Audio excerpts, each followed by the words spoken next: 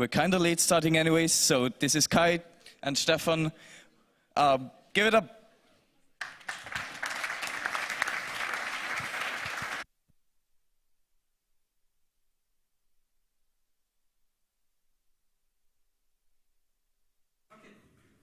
So hi, this will be a talk about telecommunications data retention, and yeah, let me first introduce Stefan, who is actually doing IT security, so something related to the conference or the Congress theme, and he is basically...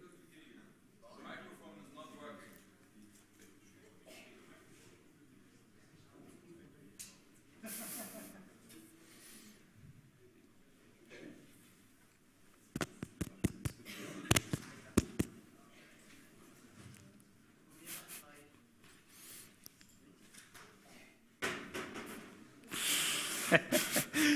Okay, so much for the embarrassing part.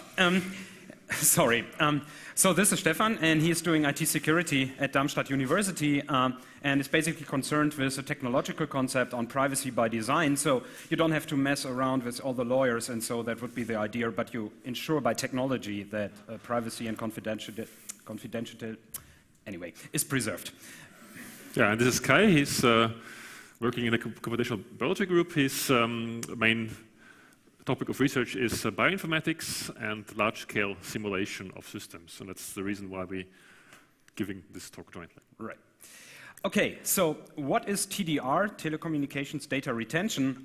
Well, the first look in, the storage of world wisdom, Wikipedia, tells you that you're probably in the wrong lecture hall, so make sure that you are interested in that.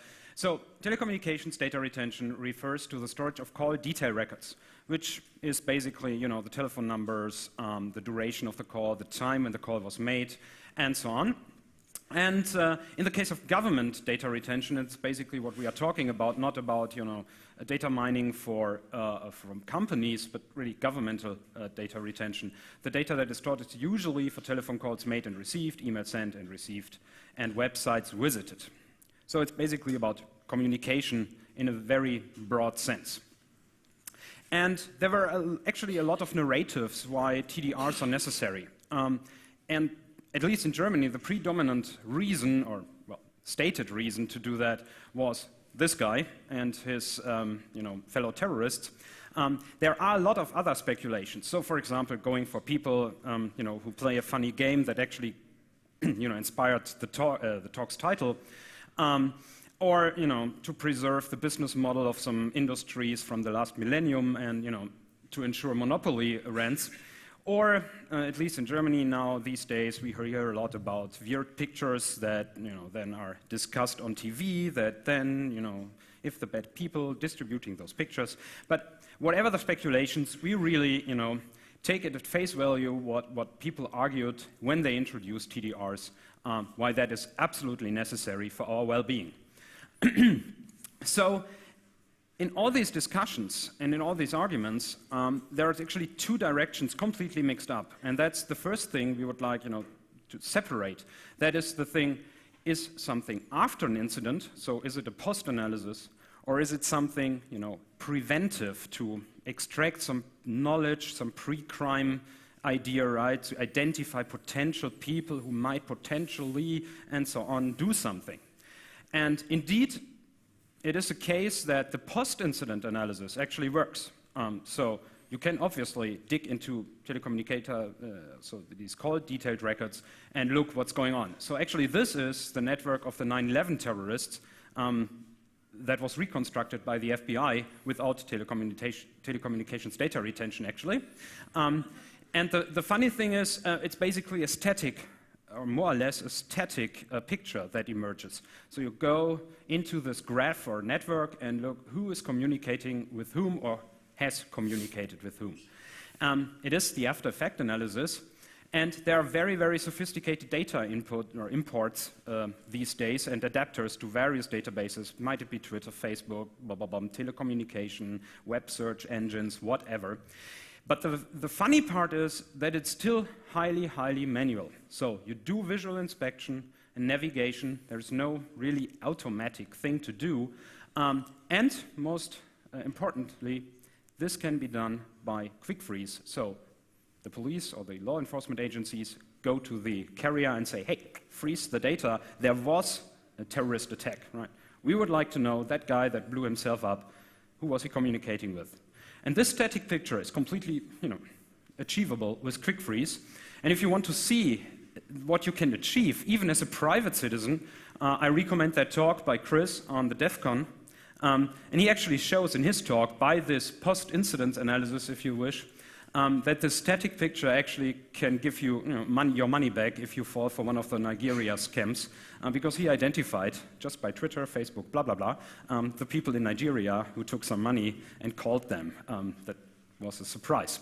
So social network analysis, again, after the fact, works. There is basically, that's reality.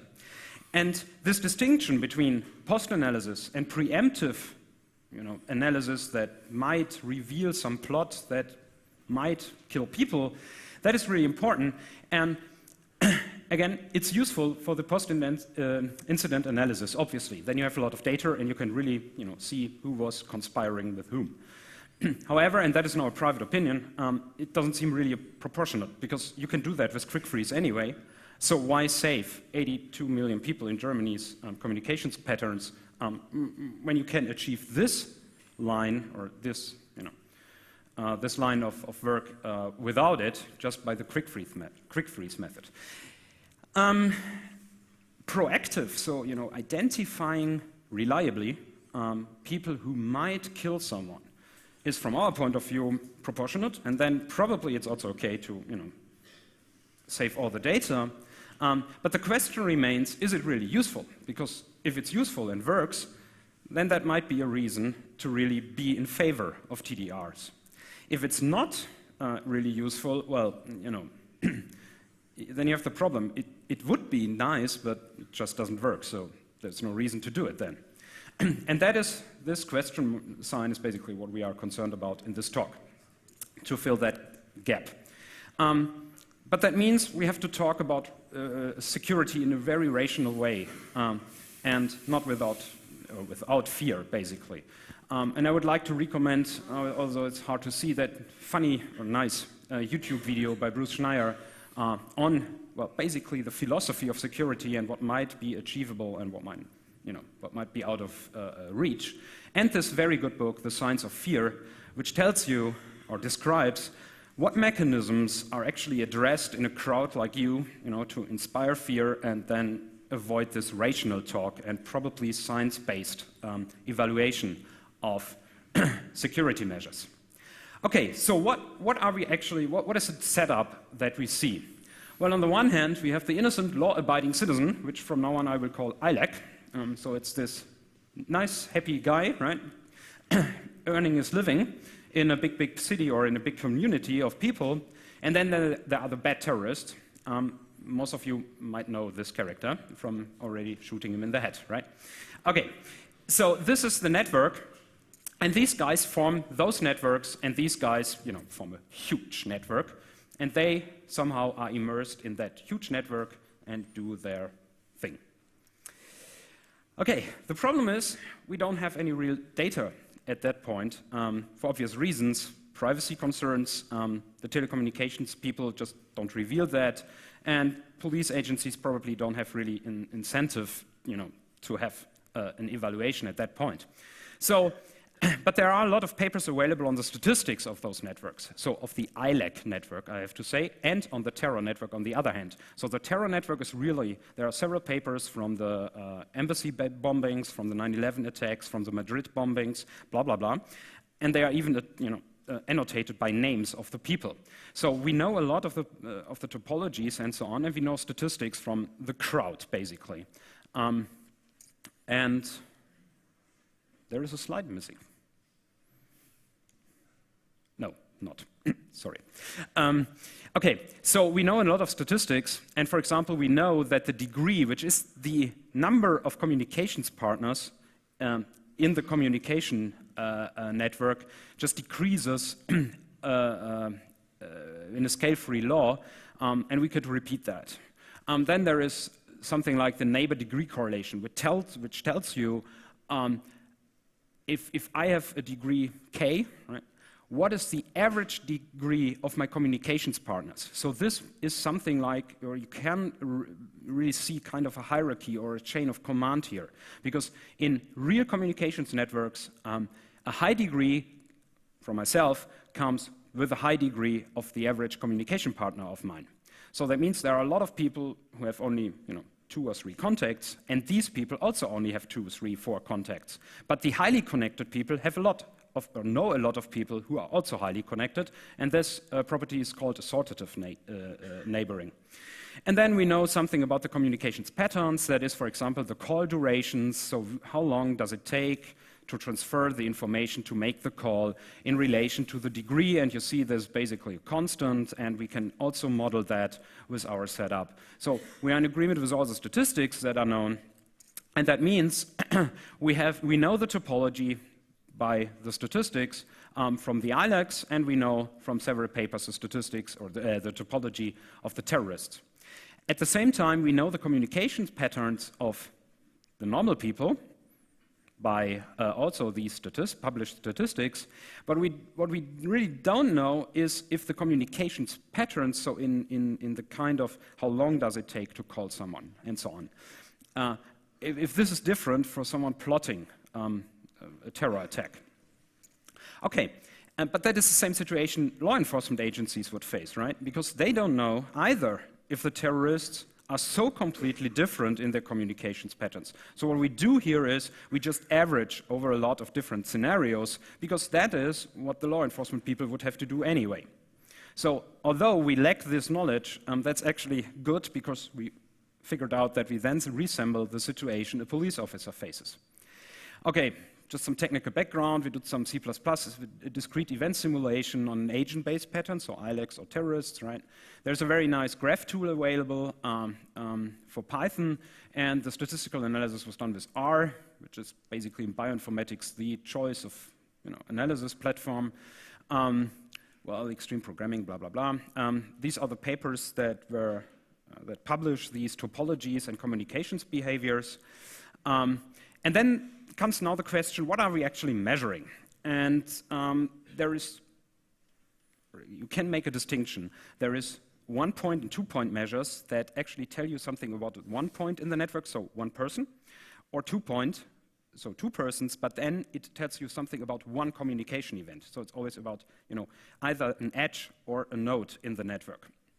And there is, for example, the number of calls per day, the number of distinct communications partners per day, the clustering coefficient, which is a network measure that tells you how highly connected are my neighbors, right? So the clustering coefficient gives you an estimate of, say, something like the density or an impression of a hierarchy, of a potential hierarchy in the network. Then you can normalize that by the number of calls. If you make more calls, right, then probably you just by chance, you end up with someone highly connected. You can normalize that by the information transfer, which we call IA, which is in telephones proportional to the number of minutes probably, or in web traffic, it's just the kilobytes or gigabytes in other applications. You can normalize then the transferred information by the link degree, because if you have a hierarchy, a chain of command, then you obviously transfer to the head of the plot something, more information, because he has to gather that and coordinate things by the clustering coefficient, and so on and so on. And then there are 3-point measures, and these are now the interesting ones, because these involve 3 people and a consecutive chain, so a temporal order of communications events between the persons I, J, and K. And now we look at covariances. So is the degree of J somewhat correlated to the one of K, right? That tells you if there would be a hierarchy, say, whether I is reporting to some guy who is then reporting to the next guy. Then the degree distribution between sender and receiver over that whole chain. The clustering coefficient again, but now whether they are correlated. So it's not just the clustering coefficients of that guy, but whether this clustering coefficient is correlated with this clustering coefficient, and so on. And then we also look on the information transfer, most of all, if, say, this information amount is larger than that one, which would indicate, that there is additional information or might be additional information added to report to that guy. Probably a chain of command, probably not, I don't know, but at the end it might be an order, and then this is augmented by detailed instructions how to drive the car to some place and leave the bomb there, blah, blah, blah, and so on. Okay, so we have the one-point measures, which measure quantities about the people. We have two-point measures, which measure quantities of single information transfer. And we have the three-point measure, so 3 people involved, that measure correlations of the people among each other in these small groups of 3 people, and which measures correlations or covariances between information transfer between these 3 people in a temporal order. Okay, that gives rise to distributions. So we get a lot of distributions of all these quantities in the simulation, and now we have to compare that, right, between something for the terrorist and something for the normal people, because you can only expect to identify a terrorist if somehow his pattern of communication deviates from the normal people. And the standard approach to do that is the so-called Kullback-Leibler divergence, which is, from those of you who are either computer scientists or physicists or so, is kind of a relative entropy. And you have 2 distributions, P and Q, and then you compute this quantity, and that gives you in bit the difference between the distributions P and Q. Or better to say, that is the amount of information you have to spend to describe P with reference to Q. It has some good properties for our purposes. It's always bigger than 0. Or it's equal 0, so we know a lower bound, right? And it's only 0, and only if the 2 distributions are the same. So if there is really, equality or correspondence in the distributions, that is not, the third property is not so important for our purposes here. Okay, this has to be, you don't have to read that, but this is the fundamental theorem that is the basis of our study, and that is the Chernoff-Stein lemma, which tells you roughly what is the false positive rate. And the false positive rate given here is basically the Kullback-Leibler divergence and a sign in front of it. Okay. So whenever the Kullback-Leibler divergence between 2 distributions is large, then you get a small false positive rate, which you would like to achieve with limited police resources, right? You cannot just send to every household that you falsely identified or predicted to be a terrorist one. You cannot send a police officer there. So you want to have this thing very, very big. What we now want to do is comparing the distributions for the terrorists and for the normal people, and we have a distribution of the indicator variable. Is this guy a terrorist? Which we know because we simulate everything, right? So we have complete control, but pretend to not know it at that point. And the distribution of all these measures that we acquire during the simulation. And the right thing to refer to the distribution is the independent distribution. That means there is no correlation or no connection between the distribution who is a terrorist or a normal citizen and the distribution of whatever measure we are talking about.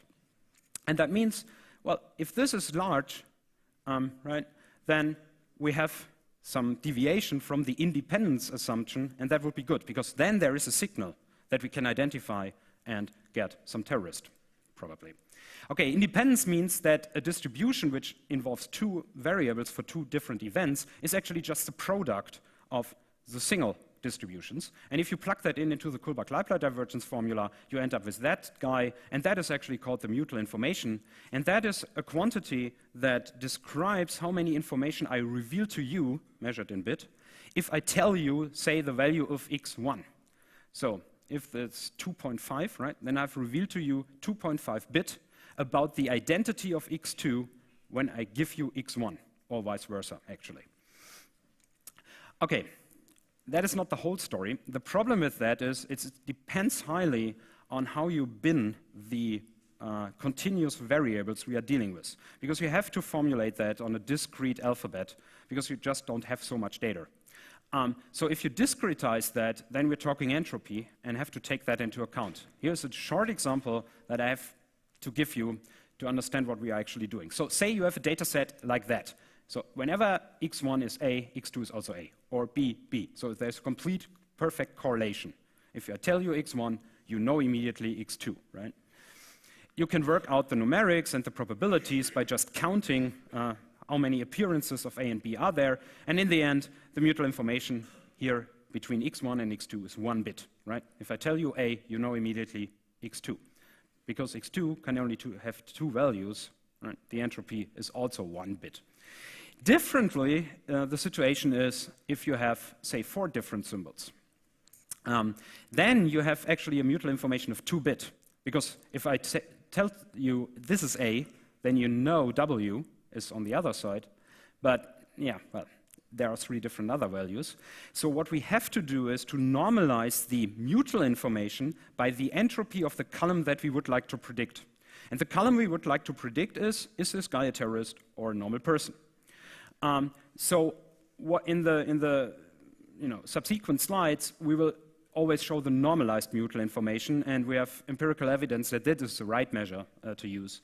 And that is the mutual information divided by the entropy, and then you see that in both cases, this normalized MI is just 1.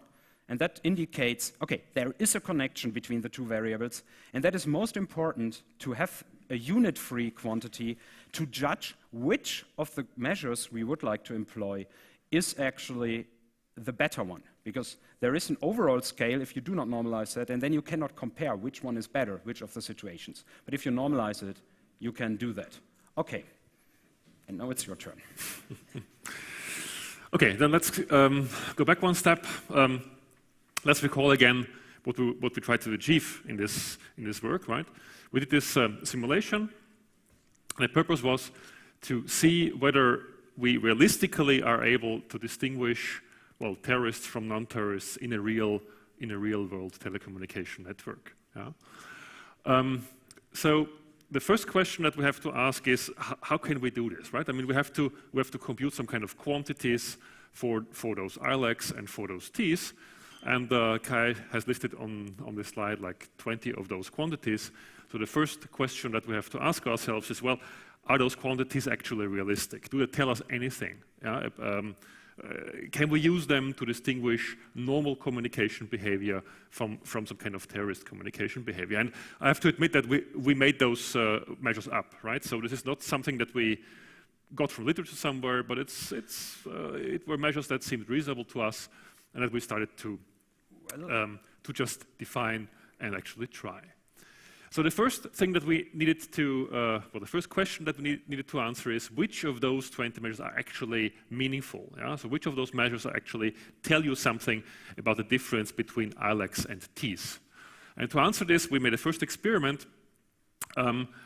We simulated our communication behavior, so this huge network of both ILEX and T's for a virtual time of 3 years, and we computed all those 20 measures, yeah, individually for ILEX and for T's, and we tried to compare them. Yeah, and what we did, more precisely, is we computed the mutual information between each of those measures and the flag that indicates whether the person that this measure belongs to is a terrorist or not. Yeah? And if we do this, then you realize that measures that yield to a high mutual information are the ones that are probably good to distinguish between ILEX and T's, because, well, it tells you get some kind of information out of the measure on whether this specific person is an ILEC or a T. So let's dive into the results. How does this work here? Here? No. Here? Yeah, I'm not used to this, to be honest. Anyway, so what you see here is a graph. On the x-axis, you see all the measures that we have defined.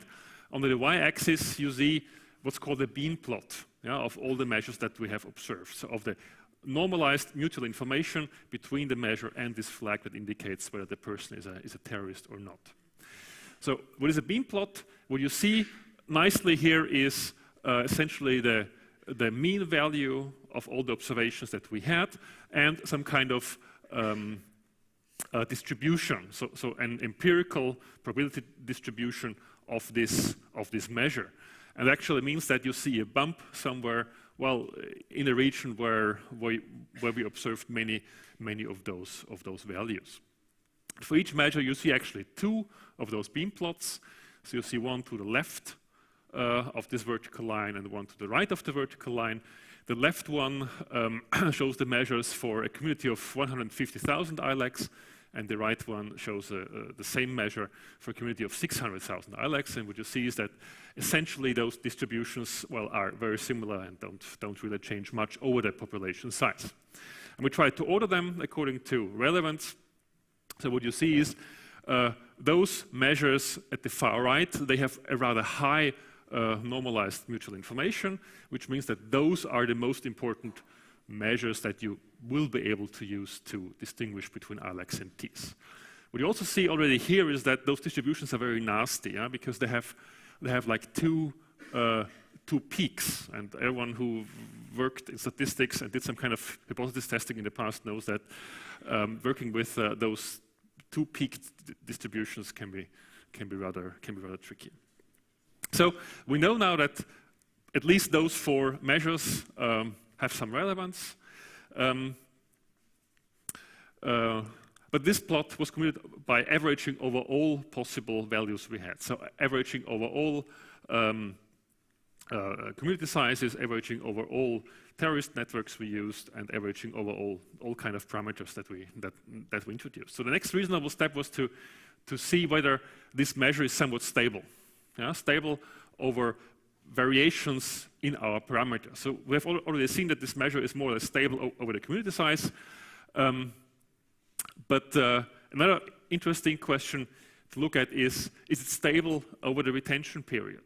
Yeah, so if you employ telecommunications data retention for like half a year or 3 years, and of course you see different portions of information, and probably there's a difference. Yeah. For example, if you record only the communication of a few days, then you will probably miss some links in that graph. If you record the communication for a very, very long time, then you probably get all kind of noise which overlays with your data that you actually want to see. So what those 2 plots show essentially that at least the ranking of those measures does not really depend on the retention period.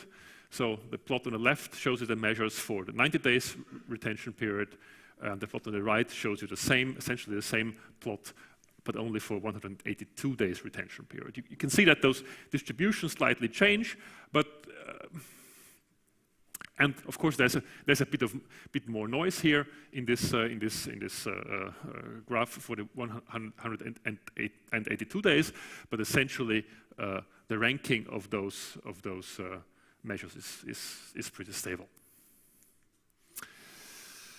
Another thing that we tried is another kind of consistency check was the question on binning. So if you compute this normalized mutual information, what you get out is a real value. And of course, if you want to plot those empirical distributions on real values, it's going to be a mess. And even if you want to compute this Kullback-Leibler divergence, you want to discretize your distribution before doing this. So what we did is we binned all the values. So we divided the x-axis into like equally spaced regions and associated all the values in one region with the center of the bin. And of course, you can. It's now a design decision on how many bins you use. You can use a very low number of bins, like 10, or you can use a very, very high number of bins. So we started with the number of bins set to 10.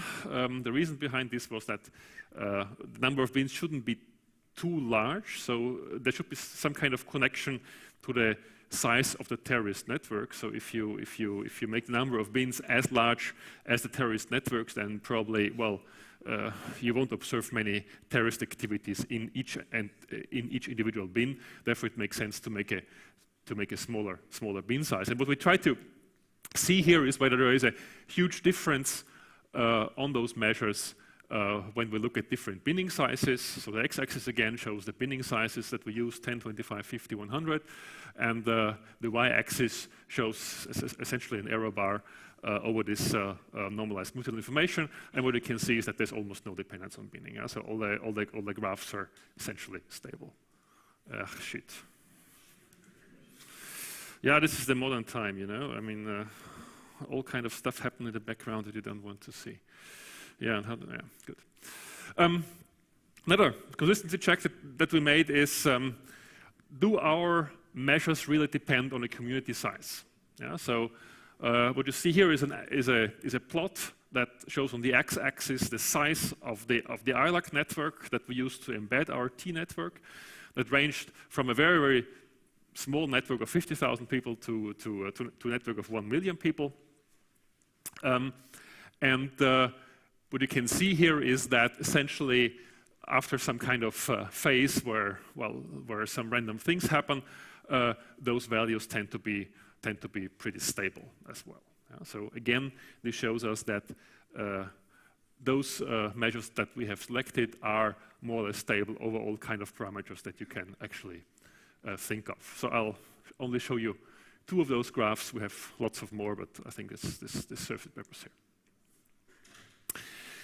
So having identified 4 relevant measures, the next experiment that we made is to see what's the influence of the retention period of this measure on this measure. So does it make sense to store telecommunications data for a very, very long time, or is it more preferable to store it for a short period of time? Because there are 2 like contradicting forces in action. Right? If you store data for a very limited period of time, then of course you won't see everything. Yeah, so you won't see probably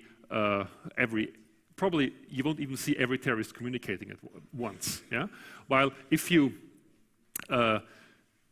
store data for a very, very long period of time, then you get all kind of noise introduced. Yeah, all kind of stochastic effects that somehow hide the activities of the Ts, and the law enforcement people are actually faced to solve some kind of needle in the haystack problem. They have this huge mess of data, and they have to pick out the right parts, which tends to get more difficult the more data you have, of course. So this experiment tried to answer this question, whether it's good to store much data or whether you should restrict the size of data that you actually store. So we actually did 2 approaches here. We again committed this mutual information between ILACs and Ts, so all the measures, and a flag that indicates whether this specific person is an ILAC or T. And we also had an alternative measure that directly used this Kullback-Leibler divergence. I'm going to show both of them in a minute. So again, you have a very similar plot, 1 plot for every measure. You see on the x-axis now the retention period. We arbitrarily chose a few values to do our simulation. So the values range between like very low ones, 7 and a year. And what you can see is that there are measures where actually the mutual information goes down. Yeah, the more data you store, which is somewhat expected. Because again, you introduce much more noise into the system, and it gets much more complex to actually distinguish ILACs and Ts. And then there are also other measures, like this one, where you more or less see some kind of saturation effect. Yeah. So if you let's go to this one, for example. Yeah. Here you see a very prominent saturation effect, namely it doesn't really make sense to store more data than 90 days, because, well, the statistics doesn't get better. Yeah? It also doesn't get worse, but it also doesn't get better. What you also see here in those plots is that there is a dependence on this F factor. This F factor, if you recall, it was the difference that we introduced in the simulation between ILACs and T. So F essentially tells you how much more or how much less the terrorists communicate than an average person. So if F is 1.0, then actually there is no difference in communication. If F is smaller, then they communicate less. If F is bigger, they communicate more. And you see that also those values actually depend on this F parameter. But again, you see the same behavior. Yeah? So there are more graphs, but I think I'll spare this. These are just the two more graphs of all the important measures that we chose. So what we also did is we tried an alternative approach to rank the important measures. So if you recall what I said like 50 minutes ago, in the first experiment we computed the measure and took the normalized mutual information between those measures and this kind of flag that indicates whether a person is a T or not. What I want to show here is a different experiment that aims actually at showing the same thing, namely it aims at identifying those measures that are actually important. Yeah? So what we did in the second experiment, again, we simulated our network for 3 years. We computed all those measures for ILACs and Ts, and now we computed for each measure, we compute the Kullback-Leibler divergence between the measures of the ILACs and the Ts. Because we, as a simulator, we know this person is a terrorist, this person is not, and we can compute like their distributions and directly compare their distributions by using this Kullback-Leibler divergence that Kai explained you some slides before. And the bottom line is that this experiment actually yields similar conclusions. Yeah? So if you look at the plot, again on the x-axis you see the measures, on the y-axis you now see the logarithm of the Kullback-Leibler divergence. And what you would expect is that a measure that's actually good will have a pretty high Kullback-Leibler divergence, whereas a measure that is bad has a very, very low Kullback-Leibler divergence. Yeah? So all the points that are somewhat in this lower part of this figure, they correspond to measures that are actually not very good, yeah, because there's almost no difference between terrorists and ILACs, whereas all those measures upwards, they show a pretty big difference between ILACs and Ts, so they are probably better to distinguish those two categories. And as Kai explained to you, there's a deep mathematical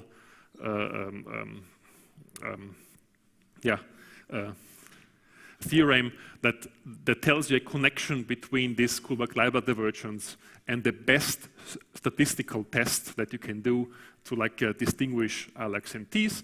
And the bottom line is, if this Kullback-Leibler divergence is very, very low, then you will have a very, very hard time of actually distinguishing those two distributions. Whereas if you have a high Kullback-Leibler divergence, it's much easier to actually separate ILACs and Ts. So this again shows that there are measures that are important. And what you can also see here, this gray part of the graph, this actually shows you all the measures that we have identified as important with the other method. So these are the 4 measures, or these are the measures that I've shown you on some slides before, and you see that we get some similar results. Yeah? So we miss some measure sometimes here, but in general, measures that are good in the mutual information sense are also pretty good in this KL sense. Again, you can, of course, evaluate the influence of the retention period, and again, you see very, very similar results. So what you see here is the same plot, or a very similar plot to what you've seen some slides before. So on the x-axis, we show the retention period in days, and on the y-axis, now you see the Kullback-Leibler divergence, and again, you can see there's some kind of saturation effect after 90 days, so it doesn't really make sense to store more data than this. In your statistical capabilities of distinguishing ILACs and Ts, you won't get better. So let me talk about one last thing that we just started to work on a few weeks ago, namely the question that we posed ourselves is now, if our T network knows that we're actually doing this analysis, yeah, are there strategies that they can exploit to actually, well, make this analysis useless? So can we come up with active strategies that will allow Ts to somehow invalidate all our results, invalidate all our tests, whether it's possible to actually disguise as some kind of innocent person. And actually, we started with one simple strategy, and you can, of course, think of many, many others. One was to employ a second independently acting cell. Yeah, so we have this huge network of ILACs.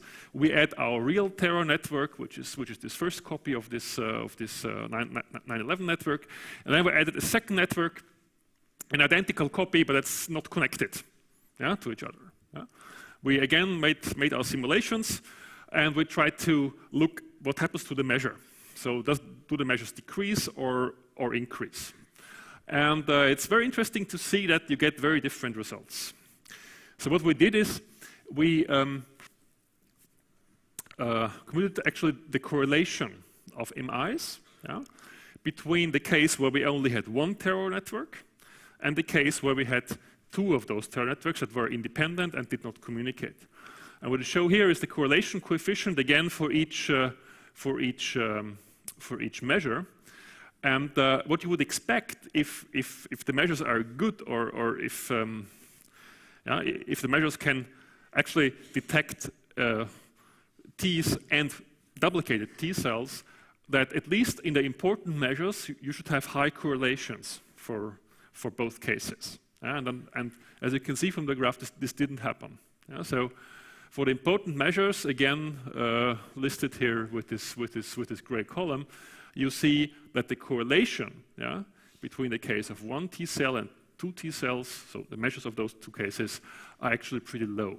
Yeah, you see only in one specific measure, which is kappa over IA, that has a high correlation. All other measures, show almost no correlation. Yeah. So this means that this active strategy is actually pretty effective to evade detection, at least using those measures that we have looked at so far. So I think this should yield us to our conclusions. So what we try to do is we try to implement an independent evaluation platform, a platform that actually allows you to ask the question, well, does telecommunication data retention make sense for proactive tasks? So is it useful in actually identifying bad people before actual events happen? Yeah? And what we've seen is that there are some measures that you can actually use for this task. Yeah, there are some important ones, there are some unimportant ones, and you can try to analyze this using information theory. And what we've also shown you with those graphs is that the important measures do not depend on the particularities of the actual scenario. So there are measures that are actually stable over the population size, that are stable over the communication behavior of Ts, and that are stable over the data retention period. Yeah? And also, I think interesting observation was that longer retention periods do not always mean better data. Yeah? As you saw from those curves, sometimes it can be useful to actually restrict the period that you look at, because the more data you get, the more noise you get, and this is what you can really clearly see from those graphs. And we've also seen that there may be active strategies, yeah, that Ts may employ to actually counter their identification. And we were actually very, very surprised that this very simple strategy of taking a second independent cell and an identical copy that's not connected does the job pretty well, at least what we've seen in our graphs. So this brings me to the last and final slide. So we try to answer this the case whether, well, here in this upper lower right corner we should put a well, there was this question mark on the slide that Kai presented. So the question was, is actually telecommunication data retention useful in a proactive fashion? So we have seen that in a post-incident analysis, it can be useful, right? I mean, if you know that something bad happens, you can actually look at who was it, what happened. But for a proactive strategy, it seems that telecommunication data retention is very, very difficult to achieve, because you actually have to solve some kind of needle in the haystack problem. You get tons and tons of data, and you have to have some kind of statistical methods to actually pick out the right data. And this seems to be very, very hard. Yeah? And therefore, at the moment, yeah, well, there's certainly further research necessary at the moment. It's we're inclined to say that it's probably not useful unless someone develops better measures or better analysis techniques. So thanks. This was our talk, and I would, yeah, if you have any questions, then I'm happy to answer this.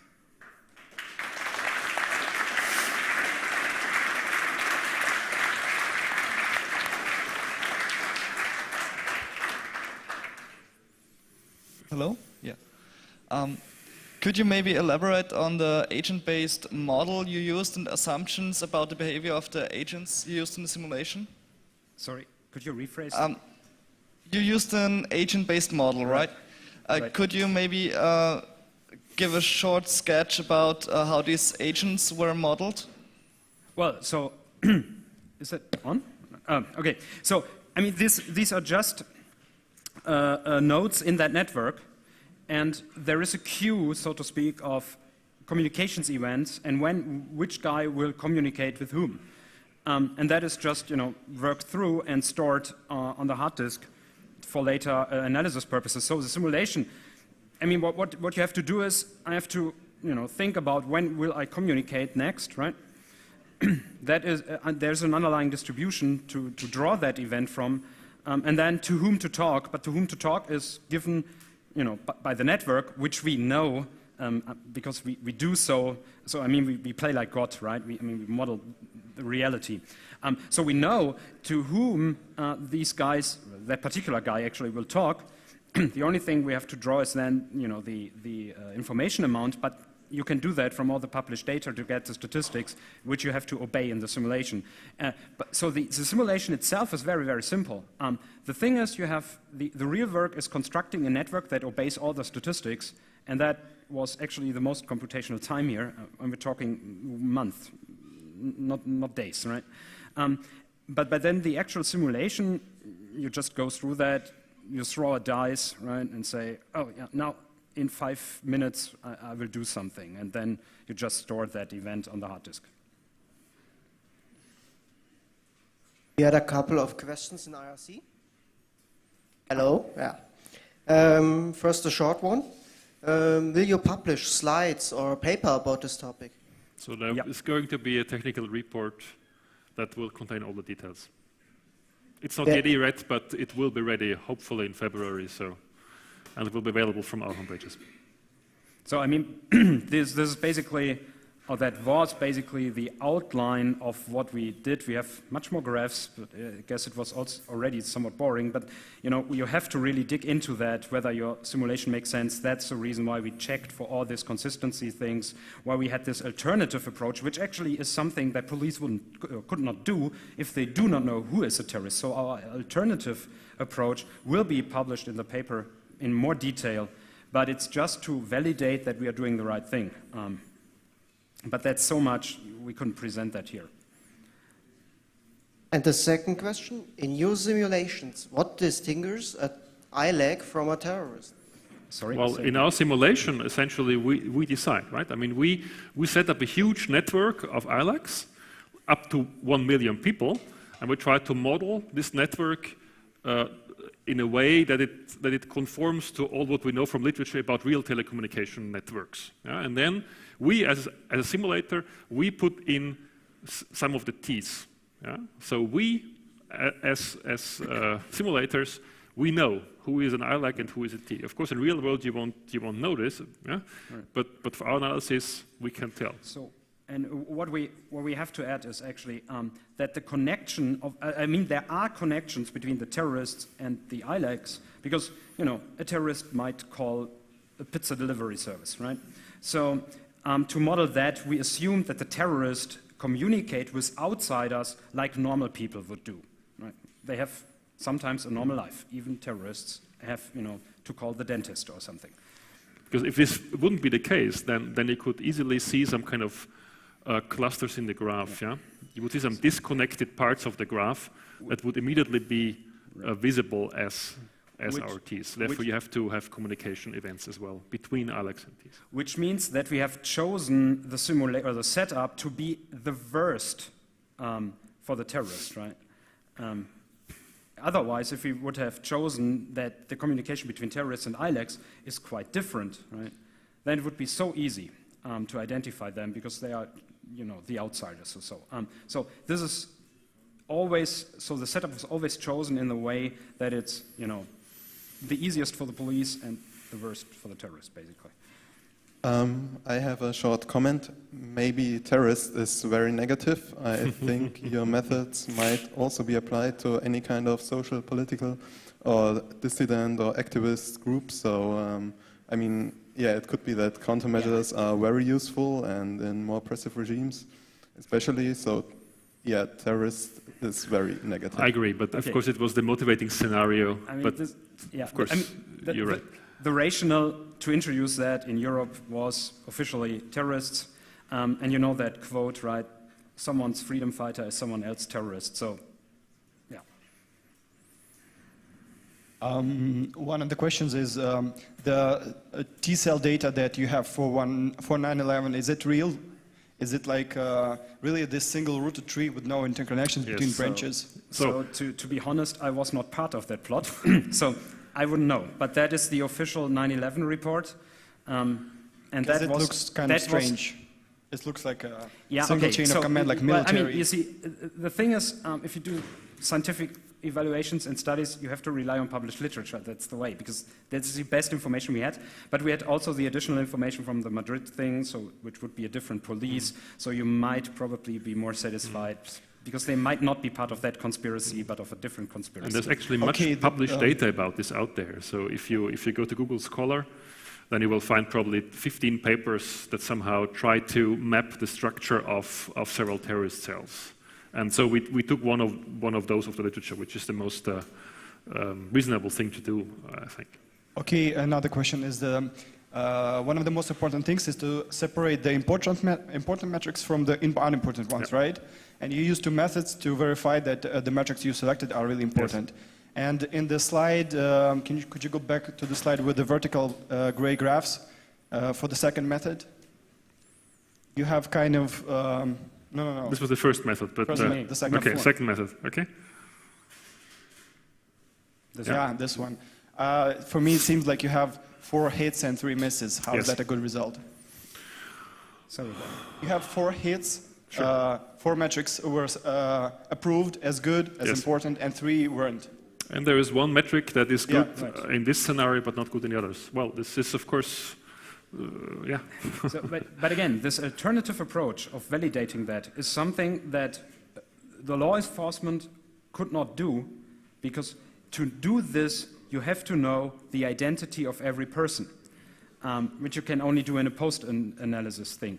That is why some of the graphs also, for example, for the retention period, they are somewhat different, but the message is the same. 90 days would most likely be sufficient anyway. And the thing is, it gives you the same impression, but it tells you if you know something after the fact, or if you look into that after the fact, this measure isn't as relevant as you would assume from the first one. But that doesn't mean that you cannot employ it, right? You just have too much noise. So you probably put someone to Guantanamo who wasn't, you know.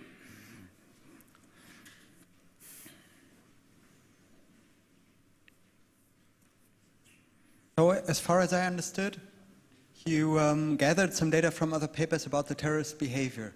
Can you tell us a little bit more on their exact behavior, like how are they communicating in difference to other people, and what were your assumptions? The problem with this is that, unfortunately, there is, at least we didn't find any, there is no published literature on the communication behavior of terrorists. So we know very well how the topology looks like. So we know who is communicating with whom, but we don't know much about the temporal behavior.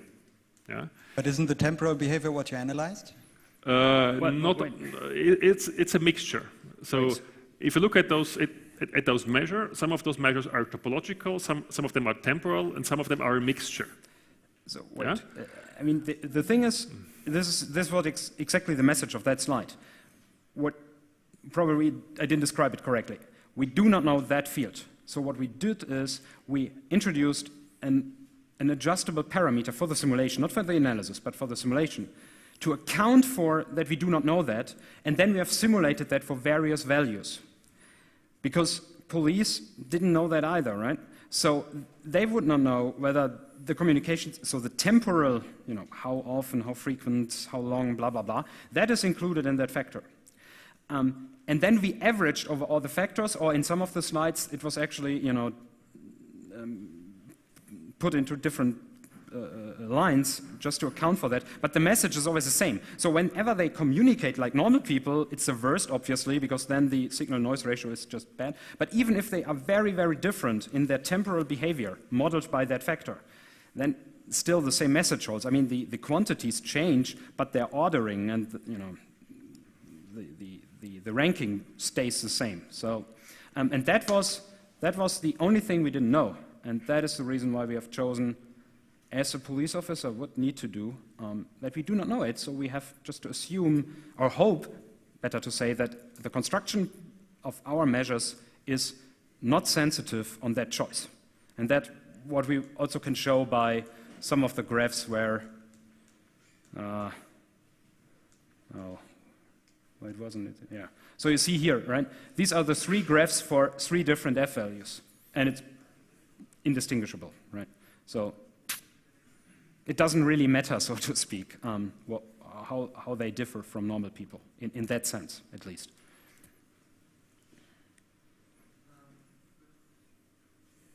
Just 2 short ones, because I probably missed something. The first thing is I don't want to focus on the T guys anymore, because I'm more astonished about how you found empirical data on T-free communication, if I may say so. I mean, it's quite easy to find the Madrid guys, we have it, but where did you find the T-free communication? So actually, there's a lot of research out there. It was originally targeted or meant for telecom operators to optimize the network. So they, like starting from the late 70s, they looked at how do people communicate, yeah? How do the patterns look like, how much capacity do they need, and they did this in order to optimize their networks. Yeah? So to provide the required bandwidth, but not too much, because this would of course cost them money. Yeah? So there's a lot of research out there. So we would assume that in the published data on huge networks, there are no terrorists, which is probably for the 80s true, and these 2 or 3. I mean, if you argue that it is relevant that in the data, so in the overall statistics that we had here, there is, which we mimic, that there are still some terrorists present, it must be a lot of terrorists. And then you would probably fall into the paranoia of, Essentially arguing that there are not many terrorists. And it's actually randomized, right? I hope so. We but on the other hand, no, there's empirical evidence, right, for that. Otherwise, during this talk, we would have heard a lot of outside, right? Now you're talking successful, but just to get another point made, you mentioned police work. Police officers are normally handling quite different persons, criminals. Terrorists are probably criminals too, but those might have less hierarchical communication structures, because they are immersed in the public, probably. Yeah, Is there a chance that this works with no, I mean, come on. I mean, I'm not talking about car theft by chance, basically, right? So we talk organized crimes. And there is also published data in social network analysis journals, actually, that the whole statistics basically holds the same, because you end up with an organization. I mean, you will never, ever have the single guy working independently. But, I mean, whether it's a guy organized in a drug cartel or in a terrorist organization, he has to order pizza, go to the dentist, and, book a flight to somewhere, too. So that outside communication would necessarily be the same, right? So it's only inside the community of whatever conspiring people that is different. So exactly what does that F value correspond to, or how is it expressed? What? The factor F that you mentioned earlier, okay. What does it correspond to? That is the rescaling factor of the distribution in inter-call time duration. So, how frequent do people give a call, access the web, whatever? And actually what's known from the literature is that those intercall durations have an exponential distribution, usually. Yeah? And this F essentially adjusts the parameters of those two distributions. So we said, in general, our T's communicate in a very similar way as ILACs, but only this parameter of this distribution actually changes. And this actually is some kind of worst-case assumption, right? Because you have some very similar distributions, both for ILACs and T's, yeah? And still you are able, with some measures, to distinguish them. Yeah? So if you would use many, many different distributions, then the job of distinguishing them would actually get easier and not harder. And therefore, this was our choice to say, we assume the same distribution, but only change the parameters by a certain factor. Another question from IRC. How much terrorist data do you have, and is it enough for your study to be accurate? Well, you might say that there are other terrorist organizations, but again, we have 3 different terror networks. I do not know if there is any study present, say, for example, from the 70s terrorist groups. These are all Islamic terrorists. Yeah. So we averaged over all those models. So every plot here was always averaged over all those terrorist networks, which would probably also correlate to or correspond to the situation of a software manufacturer, because he wants probably to sell his measure, analysis, whatever device in different countries. So the one was from Spain again, and the other from the US. There might be other hidden ones that are much more clever, but what is the purpose of being completely hidden and not, doing or implementing their plan? So that's what we know. Just to give some numbers, the networks that we used vary between 15, 40, and about 100 individuals. Yeah, so we have some kind of variability already there. But of course, 100 in relation to 1 million is a very, very small number, of course. But this is reality, right? I mean, you're not going to have T cells that are huge. Yeah? So you will always have this needle in the haystack problem. Yeah? And I would like to point out that this actually, the number or the size of the terrorist cell is the determining quantity that gives you really the upper bound of what you can do in these covariance measures, right? So we had these 3-point measures. You cannot go to 4 or 5 people in a chain because you have not enough data for these T cells. You have enough data, from the whole population, but the statistics is too bad if you only have a T cell of, say, 50 or whatever. Then, there's a rule of thumb by which you can estimate what is reasonable, what is a reasonable measure or expectation value. And that is the reason, as long as a terrorist cell is small enough, that holds. If you grow to a size of, say, 100,000 terrorists, then you can do much more sophisticated measures, but then it's the question whether these people have actually to resort to violence, because if they are so much, they might achieve, at least in a democracy, better results without violence anyway. So. Okay, I saw even more questions out there, but we're over our time, so please come forward, talk to Kai and Stefan personally, and thank you. Thanks. Thanks.